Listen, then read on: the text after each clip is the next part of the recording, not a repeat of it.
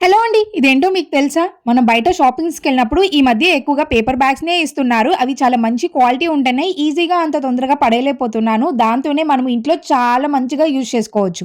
ఇప్పుడైతే నేను ఈ క్యారీ బ్యాగ్‌ని సగానికి కట్ చేస్తున్నాను. కింద పార్ట్ వరకు నేనైతే యూజ్ చేస్తున్నాను అనమాట. ఇది ఓపెన్ చేస్తే ఒక చిన్న స్టోరేజ్ కంటైనర్ లాగా కనిపిస్తుంది కదా! అలాంటప్పుడు వీటిని ఎలా పడేస్తాం చెప్పండి? ఇది మల్టీ పర్పస్‌గా బోలెడన్ని సార్లు యూజ్ చేసుకోవచ్చు. మనకి నచ్చినట్లుగా కిచెన్‌లో, బెడ్‌రూమ్‌లో లేదంటే షింక్ ఏరియాలో పెట్టుకోవచ్చనమాట.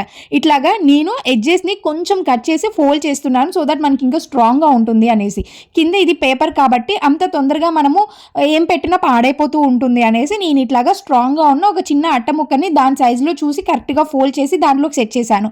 చూసారా చూడటానికి ఎంత మంచిగా ఉందో. ఇది మనము డిఫరెంట్ వేస్‌లో పెట్టుకోవచ్చు. కిచెన్‌లో లేదు అంటే ఇట్లాంటి చిన్న చిన్న పౌడర్ ఆయిల్స్ లాంటివి కూడా పెట్టుకోవచ్చు. షెల్ఫ్‌లో అన్నీ ఉంటున్నాయి. అందుకే ఇవి రెగ్యులర్‌గా యూజ్ చేసేయని దగ్గరగా హ్యాండీగా పెట్టుకున్నాను. మీకు నచ్చితే డెఫినిట్‌గా ఉపయోగపడే వాళ్ళకి షేర్ చేసి లైక్ చేయండి.